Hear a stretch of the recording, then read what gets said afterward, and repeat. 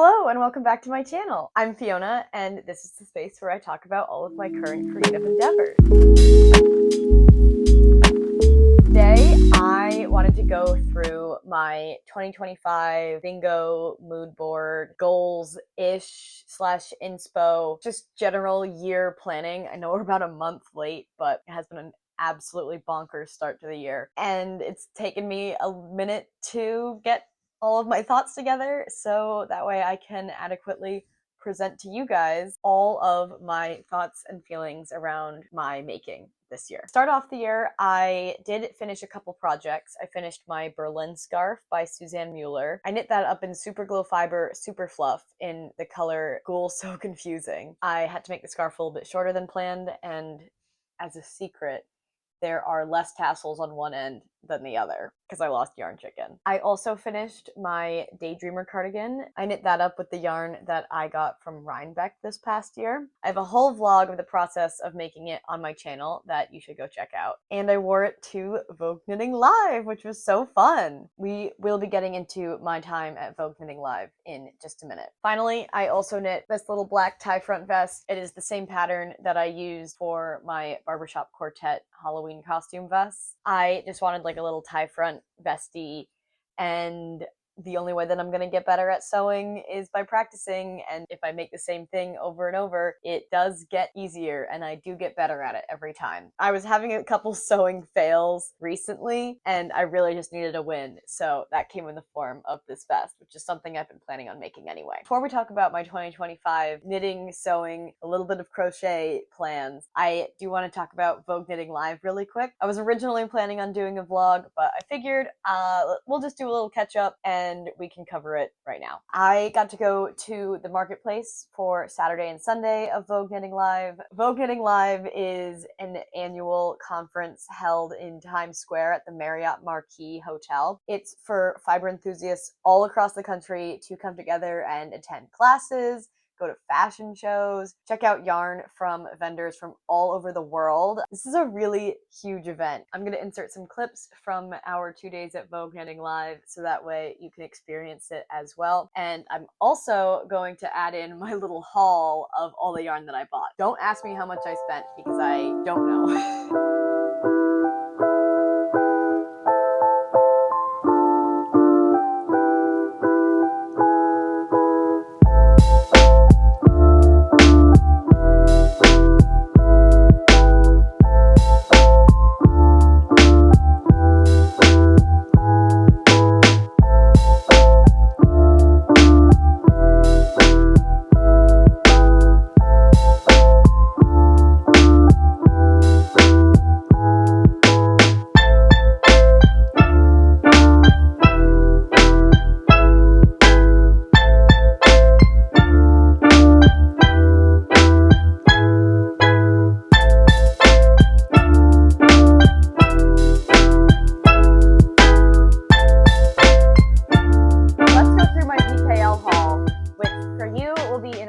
But for me, I am just jonesing to cast this on, so I wanted to talk it through while I edit my video.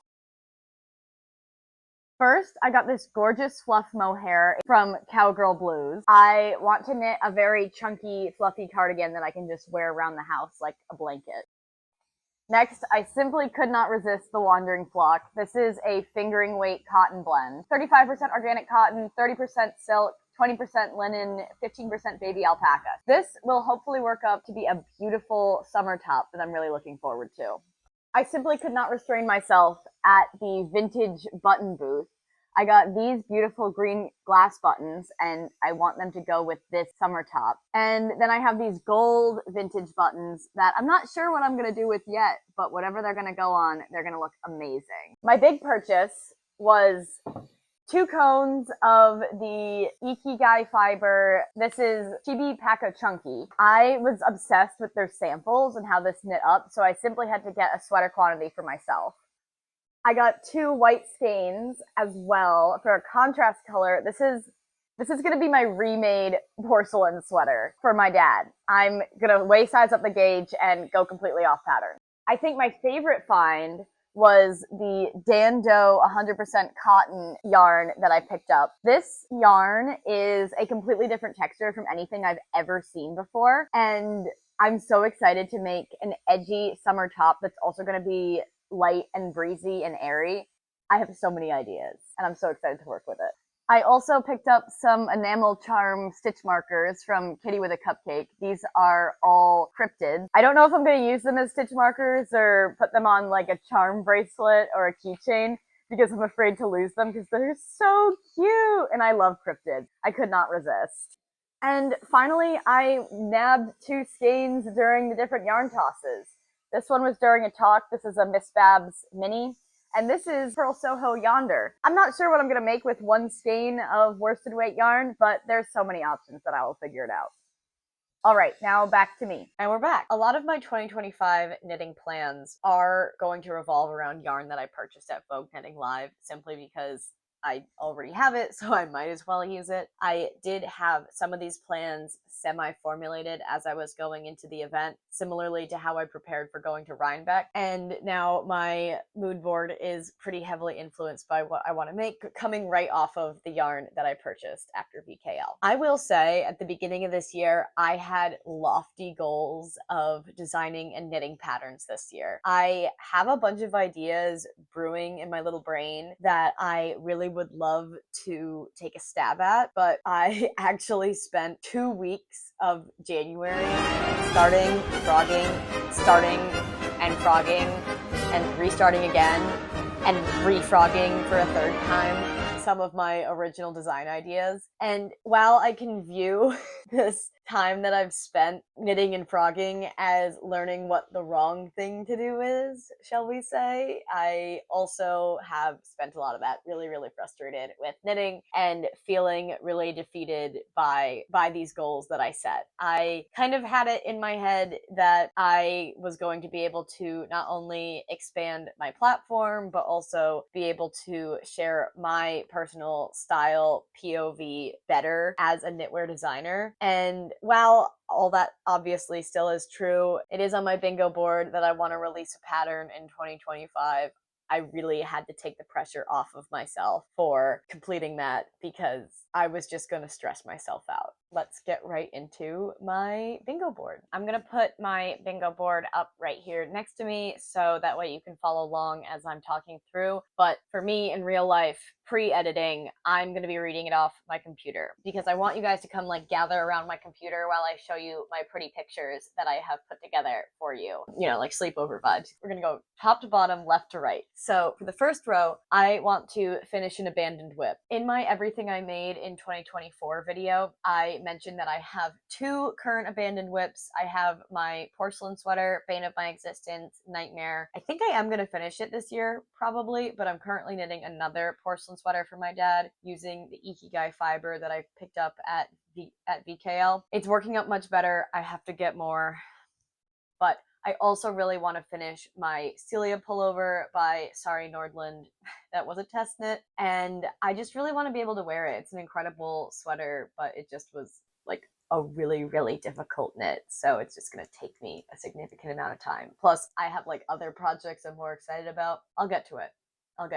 Next, I want to host a craft circle. I think that there is room in the market for me and my bestie Natalie to host our own little series of craft circles. I actually met Natalie at a craft circle in New York a little over a year ago at the end of 2023, and she has become such a major part of my life in that short period of time. And we just want to be able to give back to our community and hopefully help people find the same connections that we found in each other. Okay, next, this is a little bit more for my YouTube channel. I've been enjoying doing my project vlogs even more so, and I'm looking forward to expanding my content to vlog style, fashion type content as the year goes on. And I have a really big, exciting, fun trip planned for the summer that I'm looking forward to vlogging most of it. Partially also just so my parents can see what the trip was like and live vicariously through me. Okay, last, I want to hold a test knit because if we jump down to the next row, I want to release a pattern. I said that I had been working on a couple patterns that were going pretty unsuccessfully. I think that if I can do one this year, that's going to be a huge win. So I have both hold a test knit and release a pattern on the bingo board. I know they kind of go hand in hand with the overarching theme of releasing a pattern, but I think it's possible that the pattern takes more than a year and I can have the test knit and then the pattern can come after that. Plus, like, easy wins. I want to make this, like, doable. I think that I can check off steps along the way. We'll go back, thrift flip. I don't know what I'm going to do with that yet, but in the vein of, like, wanting to sew more and wanting to do more vlog style content, I think that thrifting and doing a thrift flip would be really fun. Let me know if you have any ideas for any thrift flips that you've done and that are honestly easy and come out looking good. Okay, next, I want to make a scrappy project. I feel like last year a lot of my goal was to try to knit down my stash yarn, and I don't think I accomplished that at all. I think that I net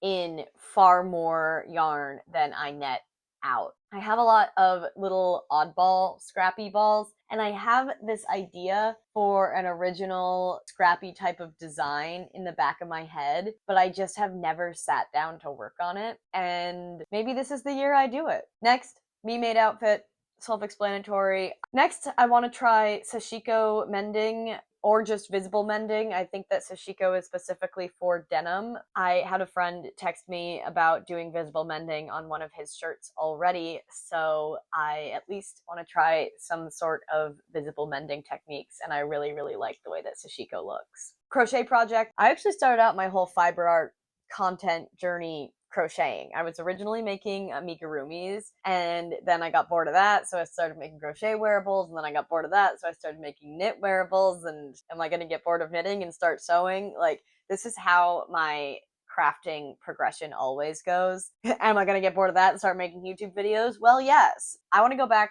to crochet. There are so many things that you can make with crochet that you can't with knitting, and I have a devious plan. Project using 100% stash yarn. I have a big stash. I'm not afraid to use it, I think. Maybe I should add a parameter that I am going to use stash yarn that's like older. You know, like I added a bunch of yarn into my stash from VKL, but if it's like a year old, that'll be what counts. New camera for YouTube. I'm talking on my phone right now. Might be easier for me to get a camera. My content might be nicer, who knows? Colorwork socks. I think I'm definitely gonna do colorwork socks at some point this year. Right now I really have my eye on the Groove is in the Heart socks by Stone Knits. I really want to do red and pink. I'm just in such a Valentine's Day mood. I don't know why. Valentine's Day is not a holiday that I've ever been into. But I did my nails all, like, I got hearts on my nails. I paid extra for the pattern. I've been wearing red and pink. I don't know. I think I just need some color in my life because January was gray and depressing. Next is conquer proper finishes. I've been watching a lot more sewing YouTube than knitting YouTube lately. And that's just because, like, I don't know what I don't know. I need to figure out what I have to Google in order to figure out how to achieve certain looks when I'm sewing. I definitely am going to start a lot of my sewing journey with buying patterns. I have some patterns that I have on my mood board that I want to make. But the big thing that I saw on my one of my new favorite YouTuber, Kiana's video, was she said, you cannot skip steps on finishes. And I learned this, again, making this little vest. I cut my bias binding on the bias this time because the last time I did not do that, and it was noticeably harder to attach to the fabric. So, crazy how when you do things right, they come out looking right. I want to conquer proper finishes. Next, Rhinebeck sweater. Haven't decided what I'm going to do yet. Don't need to decide for a while. Definitely want to knit one. Definitely want to go to Rhinebeck again this year. Already got plans with the girlies for how we're going to achieve it, so stay tuned. Lastly, sew a dress. I have a dress pattern on my mood board that I want to make. I think it'll be a really good beginner dress. It's partially on there because, one, I've actually never sewn something this big, so it'll just be figuring out how to conquer the sizing. And two, my best friend is getting married this year, and I'm going to be her maid of honor. And she gave me her blessing to make my own maid of honor dress. She gave me a bunch of swatches. She gave me the whole color scheme. I need to build up to that. That's going to be at the end of the year. Once I figure out how to do some beginner dresses and then I can practice and just ladder my way up, it's going to be a pretty simple dress.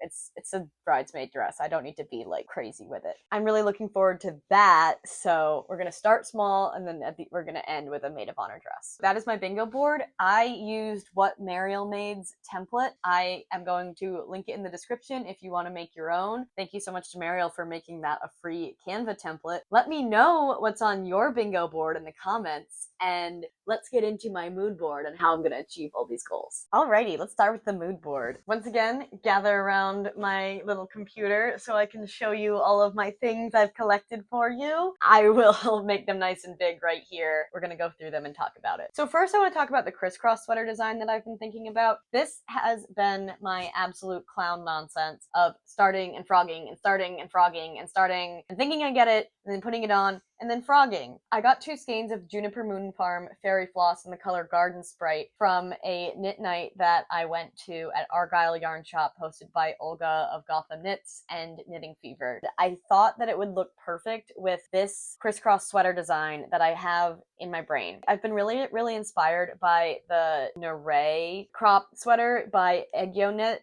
Also, Eggyo Knit just released the Uma sweater as well. I feel like this crisscross fold front is really gonna be so in for the coming fall. I saw someone on TikTok wearing this exact sweater by For Love and Lemons, and I was like, it's all coming together for me. I want to do a really interesting cable detail. I want to do that wrap style front. I want more coverage than you get on the Nare cropped sweater, but I want it also to be cropped, but your girl has to get it to work right first. I hope you guys are interested in something like that, and if you definitely are, I'm going to actually work on it because I have ideas for how to execute it now. Next, I got some beautiful green cotton lino from the Wandering Flock. I've been dying to get my hands on the Wandering Flock yarn because they're local to Brooklyn. And I think the silhouette that I really want to knit is going to be an asymmetrical with button accents type of tank top or vest. So I brought in 2 pictures by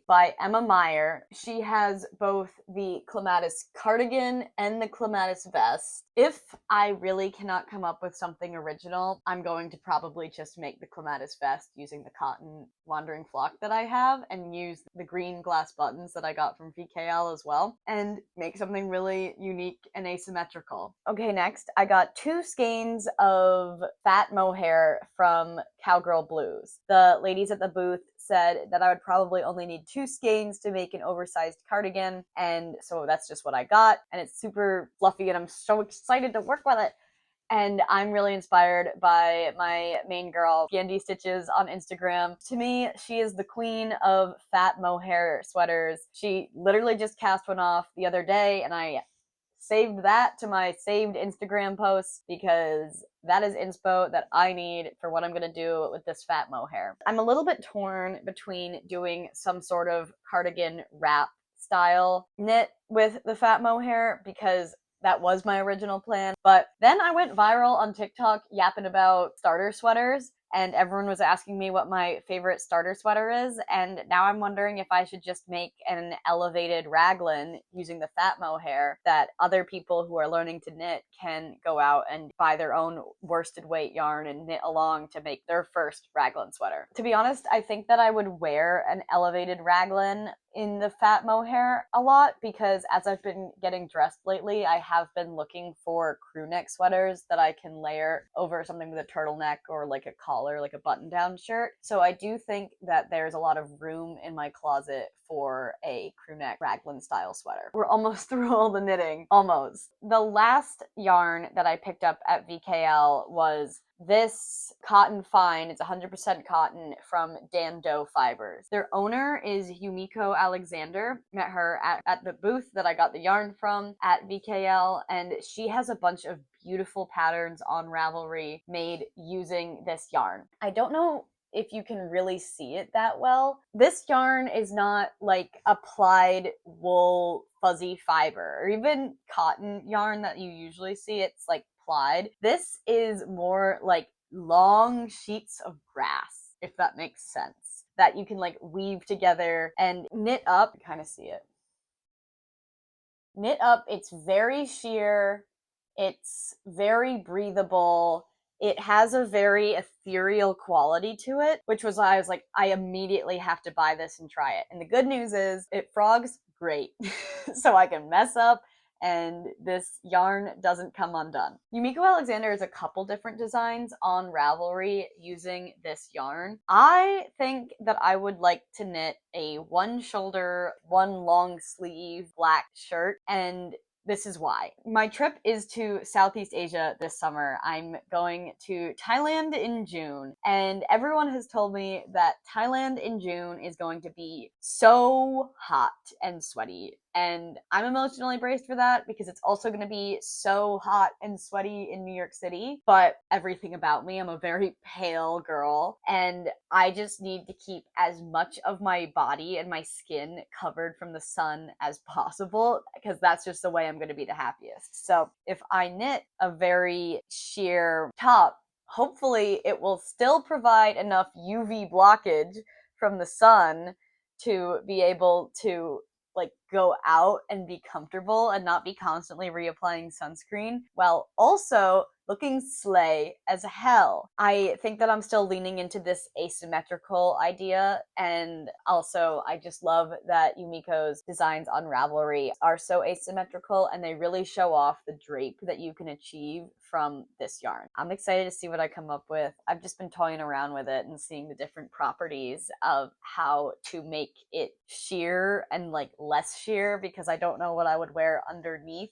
a fully sheared knit like that, especially if it's like asymmetrical. I don't want to have bra straps sticking out, but that is for a much later Fiona. This is my current little project, and I'm gonna link some of Yumiko's designs in Ravelry in the description so that way you can go ahead and take a look for yourself at how cool and innovative they are. One last knitting pattern that I feel the need to discuss while we are talking about knitting is the Chima skirt by Eggyo Knit. It is a wrap skirt. It is so beautiful on the model in the pictures, and I think I need to have it. One of my style goals for this year, like I didn't necessarily put it in the bingo, but like listen, I'm not going to categorize my entire life like in an Excel spreadsheet as much as I would love to. One of my style goals is to wear more skirts. My whole life, I have worn what I have felt comfortable in and confident enough in, which is just like a top and jeans. But that's kind of boring, you know? I have so many items of clothing that are kind of the same. Like if I'm gonna knit a bunch of turtleneck sweaters, then I'm gonna wonder why I can't layer with crew neck sweaters because I've only knit turtlenecks. And this year, my goal for knitting and all of my making is to make garments that have a function and that are mindful. So I'm thinking about the clothes that I'm actively looking to add to my closet and whether or not it's something that I can make on my own. With sewing, it's kind of a whole other ballgame because I really don't have the skills to be making like a button-down shirt. But in my effort to consume more mindfully in 2025, I would like to buy very little clothing, especially because like fast fashion companies are my nemesis. Wherever I can take the time to sit down and make my garments, that's what I'm gonna do. And I think that that's really gonna start with skirts. So the Chima skirt, however you want to pronounce it, by Eggyo Knit is definitely on my knit list. It is knit in a sport weight yarn, so I gotta see if I have any of that in my stash, one. And two, I gotta see if I have it in a color I want, because at the end of the day, if I'm gonna spend all the time knitting it, and I'm just gonna knit it to knit it, or like knit it in stash yarn just to use it up, but I'm never gonna wear it, then what's the friggin' point of even making it? Rant over. Let's talk about sewing. I feel like my closet is really missing a pleated skirt. If you don't know about me already, I am a horse girl. So much of my fashion influences come from the whole horsey aesthetic. Love tweed, love plaid, love like old money aesthetic type clothes, which is I think why I have gravitated so much towards cable knits and towards classic cardigans with like gold accents. And I need a pleated skirt. I really would like to make one, but pleating sewing is scary, and you will see that she comes up a lot in my inspo. Another one of my new favorite YouTuber girlies from Carly B made a video of her making one, but she self-drafted it, and I do not think that I have the skills to execute on that in the same way, the same quality, and then have it be wearable and have it look good as I'm walking around New York City. But I was watching What's Millie Making's Make 9, and she had the Blake skirt in her Make 9. And I really like this one because it's not like the classic schoolgirl pleats all over look. It's a little bit more asymmetrical, it has some interesting design details, and there's a pattern for it that I can use to learn how to do pleats before I then go and self-draft my own. Thank you, Millie, for bringing this pattern into my life. I'll be sure to link it in the description if anyone else is interested in it. Next, the dress pattern that I have my eye on to make is the Alma dress by Voila Fiona. I found this when I followed her and she was doing a tester call for it, so now I have to sit around anxiously and wait for her to release the pattern. But love that we have the same name. Us Fiona's gotta stick together. And I think that this is an interesting shape for the dress that I've never tried because, again, I haven't branched out of my comfort zone with fashion a lot in the past. And I'm really excited to try this. And I think that it's a beautiful pattern, and it says confident beginner, and that's me. I don't think that I put pants on. Did I put pants on my bingo board? I didn't put pants on my bingo board. Okay, I didn't put pants on my bingo board, but I want to make pants. And part of this is because I was watching From Carly B's Everything I Made in 2024 video, and she showed this picture of her in her Persephone pants. And I was gagged. I really, really want to make some pants that have some star knee patches and some fun cutouts on the back pockets. But she is the patchwork queen, and I am still a confident beginner. So I do see the steps that I can take to put together to build up to making patchwork pants like this. I don't think that I'll be making patchwork denim anytime soon. But in the meantime, while I'm learning how to do patchwork and I'm learning how to do pants, two other patterns that I was interested in are the Magic Pants by Ann Tilley. Carly also said in her video she used thrifted fabric for, and they worked up really easily. So hopefully that'll work for a confident beginner like me, as well as the COE trousers. I feel like I've seen those a lot on Instagram, and a lot of people have really highly recommended them as good starter pants pattern to make. That it looks like the pattern has two different finishes. There's a belt style finish, and then you can also do like a zipper fly and a button. I have been struggling with zippers a lot lately, so I think I would go for the belt closure, but I think that would also be good because it would add some variety and of shapes to my closet, and it would fit in well. Okay, I have been yapping for so long. Lastly, I will leave you with this. This is my crochet pattern idea that I have in my brain that I really need you to not hold against me if I don't do, because it's going to be really hard. But I really want to attempt filet crochet, the like vintage style lace look of filling in the holes made by a double crochet mesh. My initial idea was I wanted to do a window curtain with monstera leaves because that is my favorite plant. It is my favorite shape. I love the positive and negative space that it creates by having holes in the leaves. And I was wanting to do like vines to hang in my window so that way the sun could shine through and you could really admire the pattern. But what if I made it a dress and I wore it on my trip to a tropical place where it's going to be really hot, and I could make it a maxi dress and you could really see the leaves and the vines in the skirt? That's the idea. Let me know if you think that's cool or not. That's it. That's all that I have. I yapped truly for so long, but I still don't really know where I'm going to start on tackling all these goals. I'm looking forward to a year of creativity and community, and I'm so grateful for everyone who has made it this far into the video. Thank you so much for watching. If you don't already, feel free to follow me over on Instagram at Made by Fiona. That's where you can keep up with most of my projects in much more real time. I'm also starting to expand my presence on TikTok. I am really looking forward to using my social platforms as a way of really experimenting with style and clothes and really figuring out how I can integrate the things that I make into my closet and have a me-made wardrobe that we can celebrate. Follow me on those platforms. You can check me out on Ravelry if you want. I am not good at keeping it updated. That's all I have for you guys today. Please be sure to subscribe to this channel and give me a like. Let me know in the comments if you have any specific goals for 2025 or if any of my wild ideas that I've been yammering on about have inspired you, and if there's anything you'd like to see specifically. And I will catch you in the next one.